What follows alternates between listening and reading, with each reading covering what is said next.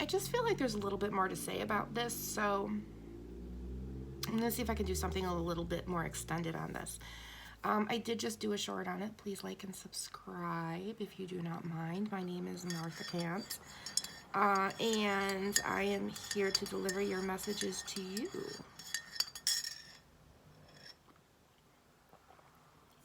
From the atmosphere within Lake Ontario. So in the short, what I was talking about was someone was shoved into their feminine. Someone was shoved into a position where you had to whatever strength you had left you. Whatever strength you thought that you would always be there, your reserves went to nil. I don't know. Take it as it resonates. My dyslexia is up today. And by that, what I mean is my words aren't coming out right all the time. So sometimes that's spirit. So if you hear like a long line where it's not, me sounding like this, that's spirit.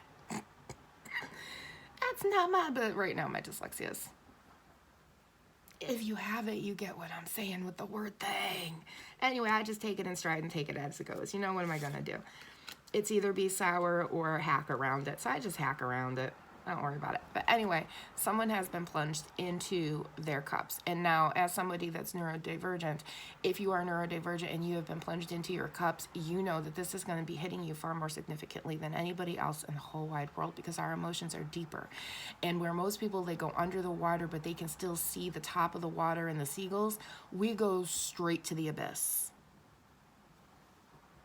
Excuse me. Thank you, Spirit. At first, when these came out, they were upside down, and then this one was right side up. But then I was like, no, this isn't the right positioning. And so I put them the right positioning.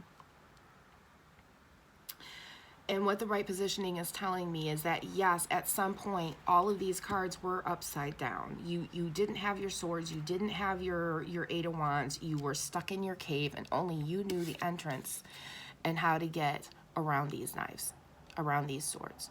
Only you knew how to get around them. And at the end of the day, you might have even felt a bit like an ass. You might have felt foolish. And that's normal when it's not your fault.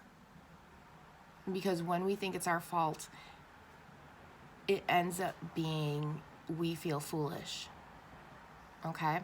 This may even be somebody that got stuck into a hole.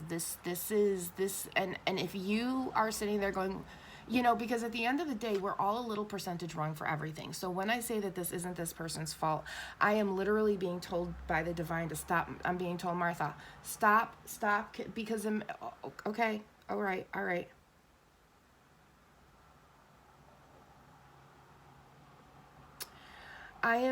Because what I'm worried about is the people who are sitting there unjustly thinking, oh, I'm not to blame, but they're really to blame, will think this reading is for them, and it's not. And I'm being told those people aren't going to get this reading in. So although I always like the caveat of we can always look back on ourselves to see the wrong that we've done, I'm being told by the divine God that this is not that. This is not that. You've looked back, and you've said with confidence, even though I may have contributed here, and here, overall, those things are like just basically I should have just, turned the laundry on twice, or stupid shit that doesn't actually matter in the grand scheme of it. So I'm being told that you're not at fault. You're not at fault, and you just figured that out. And this was a very emotional thing to go through. This was a very emotional thing to find out, because no one wants to be at fault for anything, especially when you're the truth teller. So I'm going to say that there's been some narcissism in this. And I could barely get that out, which means that something doesn't want me to say that to you. So I'm going to say this might have been some real good triangular gaslighting.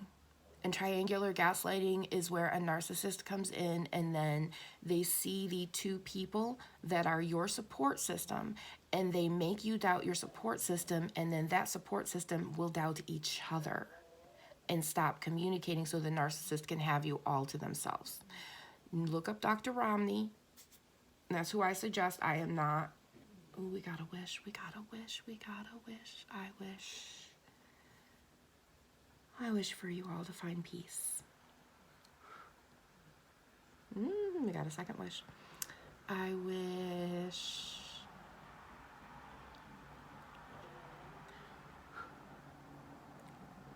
And the third wish. Okay. I wish everybody could find the true love within themselves and see that the people who treat them wrong aren't actually good people. And that everybody knows the liar. Oh, that went off to the side. Okay.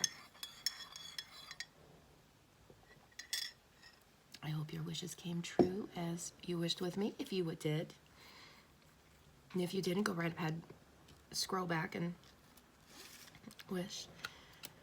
But you were like like your sword was so stuck in the ground that you couldn't remove it from the soil. It was like it was I'm being shown Arthur stuck in sword in the stone. It was stuck in the stone. It was stuck. But your emotional side woke up, and she is seeing the seagulls in the surface. She is rising above the water, and she is now telling people how to get in, and she is now leaving this cave. She is leaving that cave, and when she took the sword out of the ground and out of the rock, it was sharper than anybody ever expected. Okay, this is happening to you now, and this is not a 5D ascension of your gifts and whatnot that you might feel going on, because I feel that going on for myself right now. And I am very clairvoyant, so for me, it's like I'm walking in jelly of two worlds. You know, I've got a whole bunch of angels around me, and I just realized that's why it feels gelatinous a little bit. Okay, that makes sense. If you know, you know. Yeah, it's true. Me and the devil, side by side. Yeah, because we run with a lot in this house. So all of this is happening to you right now. This isn't waiting for you to, because you don't need to. You don't actually need to wait for anything because you've made the decision. You're looking up at the top of the water and you're going, yep, I'm leaving now. I'm leaving. I'm going. And I'm doing it now. And that's what you're doing. And the divine is telling me whatever this situation was, you were right. As a matter of fact, I once had a reading about how a lot of relationships took a step to the right. And put your hands on your hips. I once did a reading like that on my other channel that I'm not linking to unless you really, really want me to. And that talked about a whole lot of relationships that took a jump and did not come back. And the reason why those did not come back is because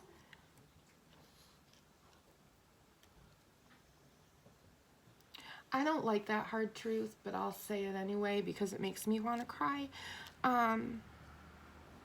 You had gone as far in those relationships as you were going to be able to progress, and your spirit needed to progress further. And even though those relationships would have progressed, they wouldn't have progressed in the way that you would have been happy. Even though you can sit here and go, oh, no, I would have been happy. I would have been quiet. Maybe I wouldn't have been as clairvoyant. Maybe I would have been just as clairvoyant. Maybe I would have been doing exactly what I'm doing now. But at the end of the day, maybe for myself, I can see that because, you know, when your marriage has been destroyed by gaslighting, you can sit there and go, yeah, if I had been able to reach my person and say this, our marriage would have been fine and the therapy and everything would have been okay. So there are people where that happened, and then there were people where if you look back on the last 5 years and the way that you've grown and progressed, you will be able to see where your partner was never going to get past where they were at this moment. And I do actually think that there is some line, there is some line of nobody believes me, nobody believes me, nobody believes me. Oh, now you're seeing that he's just a big giant baby who doesn't want to take care of himself and he's a bit of a narcissist, or, you know, somebody else did something and came in and ruined this and took him away, or, you know, you know your story. I know my story, you know your story, but right now we are the Queen of Wands. Whether you are masculine, feminine, or they, them, you are in your Queen of Swords era. And just remember that your sword is sharp.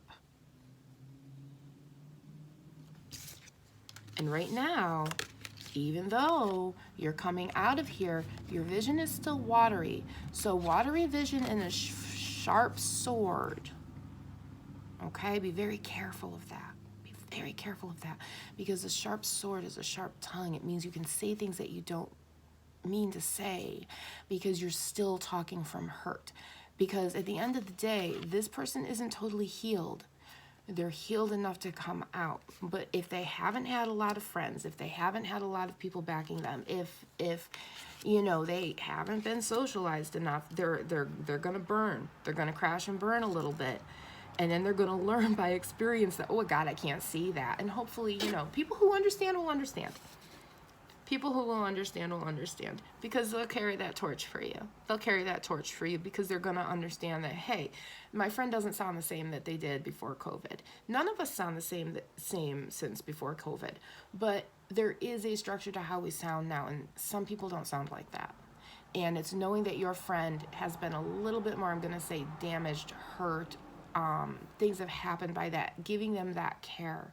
And knowing that they need that around them is going to be the most important thing to help them through this. And, you know, because they're coming out of this and they're going to be a little weirded out by everything that has changed. I mean, everything has changed in the last 5 years, and no one can sit here and say that it hasn't. So this is coming now. This is coming for you. And take it, you know, inch by inch. Life is a cinch. Yard by yard. It's very, very hard. And what that means is, if you take things a little at a time, you'll have more success in doing it because it won't feel so overwhelming. But if you look at it here and go, oh my God, across the street, you might have a meltdown. And we all know that meltdowns aren't fun because they take forever to get out of. And then afterwards you're like, geez, all I had to do was do this, this, this, and this, and I wouldn't have had a meltdown. And then, you know, you learn along the way. So yeah, that's what I've got for you. You are coming out of stasis now. Right now. You're coming out of stasis now. Right here. This card. Right here.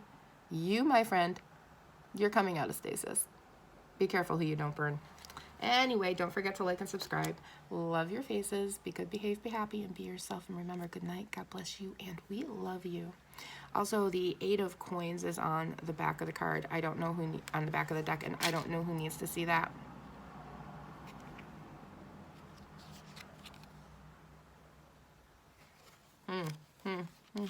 Anyway.